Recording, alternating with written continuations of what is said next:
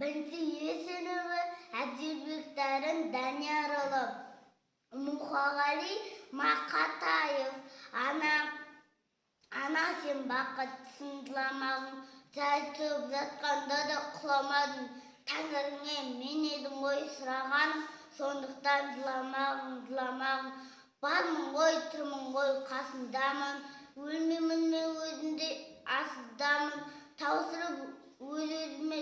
сасылған, байырқы беркіңді қасымағың, мен сенің қанықпын ғой көз жасына,